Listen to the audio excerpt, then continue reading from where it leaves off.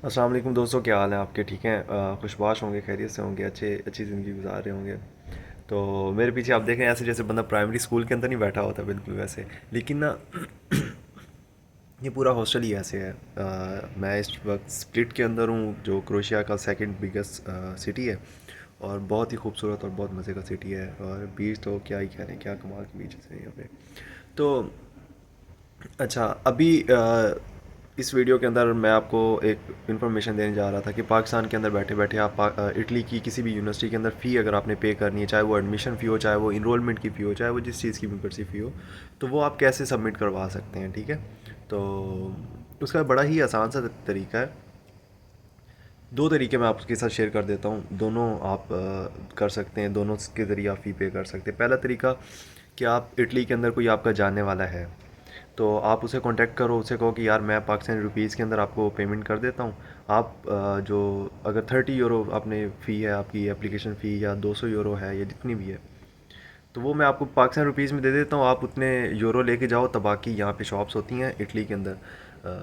ठीक है, और वो शॉप पे जाके जो है ना, आपने उसको ना, अच्छा, सबसे पहले आपने क्या करना है, आपने ऑनलाइन जाना है।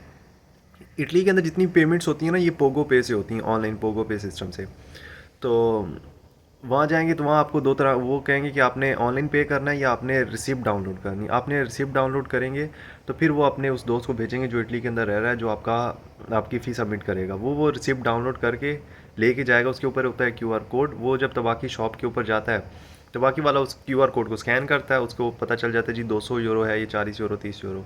वो बंदा उसको इतनी पेमेंट कर देता है और तबाकी वाला उसे पे कर देता है। लेकिन इसके ऊपर ना टैक्स कुछ लगता है, 2 यूरो समथिंग का, 2.5 यूरो आई थिंक लेता है तबाकी वाला, आई एम नॉट श्योर। ठीक है, तो और मैंने इस तरह से फ़ी पे की है, 200 यूरो भी की है, 40 यूरो भी, 30 यूरो, काफ़ी स्टूडेंट्स की मैंने खुद पे की है तबाकी से जाके।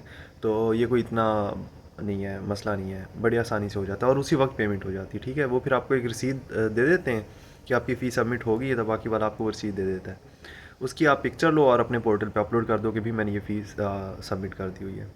अब दूसरा तरीका जो था, मैंने आपको कहा था दूसरा तरीका बताऊँ, वो है ऑनलाइन पेमेंट का। ऑनलाइन ऑनलाइन पेमेंट होगी दो तरह से ना, मतलब सॉरी, दो, आपके पास वीज़ा या मास्टर कार्ड होना चाहिए ऑनलाइन पेमेंट के लिए। अगर आपके पास वीज़ा या मास्टर कार्ड है तो फिर आपने सबसे पहले क्या करना है, अपनी जो सर्व कार्ड जिस कंपनी ने प्रोवाइड किया आपको, यानी वो जिस भी बैंक ने प्रोवाइड किया, उनको कांटेक्ट करके ऑनलाइन जो ट्रांजैक्शन है ना, उसकी इंटरनेशनल परचेजिंग की, वो आपने ऑन करवानी है अपनी। ठीक है, अगर वो आपकी इनेबल हुई हुई है, इंटरनेशनल परचेजेस आप कर सकते हैं, ऑनलाइन पेमेंट वहाँ से आप कर सकते हैं, तो फिर आपका कार्ड यहाँ पे वर्क करेगा। ठीक है, और वो भी इस तरह से, आप गए हो, आपने ऑनलाइन कर लिया, उसको एक्टिवेट करवा लिया, फिर आपने जाना है पोगो पे।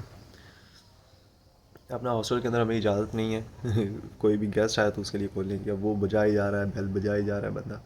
खैर, तो अब इस तरह से, अच्छा, आप ऑनलाइन चले गए पोगो पे और आपने ये कर दिया ना सारा प्रोसेस अपना। वो स्टार्टिंग में आपसे आपकी इन्फॉर्मेशन पूछेगा, आपका एप्लीकेंट नेम क्या है, सारा कुछ। जो एप्लीकेंट है, जो आप यूनिवर्सिटी की वेबसाइट पे जिस नाम से आप रजिस्टर्ड हो, आपने वो डाटा इंटर करना है, वही जीमेल, वही सारा कुछ आपने इंटर करना है। लास्ट पे बैंक डिटेल पूछेगा, अपने कार्ड की आपने इन्फॉर्मेशन दे देनी है, अपना कार्ड का, आपका कार्ड पे नाम कौन सा है, कार्ड का नंबर क्या है, वो 3 डिजिट कोड आपसे पूछेगा, वो बता देना आपने, और देन दैट्स ऑल, आपने ओके कर देना है। अब ये पोगो पे से जो होगी ना, एक रिक्वेस्ट जाएगी आपके बैंक की तरफ, ऑनलाइन जो आपका डिजिटल बैंक है। हो सकता है अगर आपके पास उसकी मोबाइल एप्लीकेशन इंस्टॉल हुई हुई है तो वहाँ पे जाए और आपने वहाँ से उसको एक्सेस देनी है, वहाँ से आपने इसको ओके करना हो। ठीक है, ट्रांजैक्शन को। तो अगर इस तरह से होता है, वहाँ से आप जाके ओके करेंगे तो इधर पे हो जाएगी फ़ौरन से। अच्छा, कुछ स्टूडेंट्स की नहीं हो रही होती इसके, उसकी वजह ये होती है, उनके पास वीज़ा या मास्टर कार्ड होता है लेकिन फिर भी पे नहीं हो रही होती। उसकी वजह ये है कि उन्होंने ऑनलाइन ट्रांजैक्शन जो होती हैं वो ओके नहीं, वो क्या कहते हैं उसको, वो इनेबल नहीं हुई हुई होती उनके बैंक की तरफ से। ठीक है, यानी अगर आपके पास फ़र्ज़ किया अलाइड बैंक है, तो अलाइड बैंक से आप पे कर रहे हो तो वो इनेबल नहीं हुई हुई online transaction, international online transaction जो है। तो अगर वो इनेबल हुई भी होती तो आपकी पेमेंट हो जानी थी। ठीक है, बाज़ औक़ात वो इनेबल हुई भी होती तब भी नहीं होती, क्योंकि वो सिस्टम डाउन होता है या कोई ना कोई इशू होता है। ठीक है, तो ये थे दोनों तरीके जो मैंने आपको बता दिए हैं। अगर वो वक्ती तौर पे आपको यकीन है कि आपकी ऑनलाइन ट्रांजैक्शन इनेबल हुई हुई है लेकिन फिर भी पे नहीं हो रहा, तो फिर उसको ना किसी और टाइम ट्राई करें, 2-3 घंटे के बाद दोबारा से ट्राई करें, फिर ट्राई करें, वो हो जाएगी। ठीक है।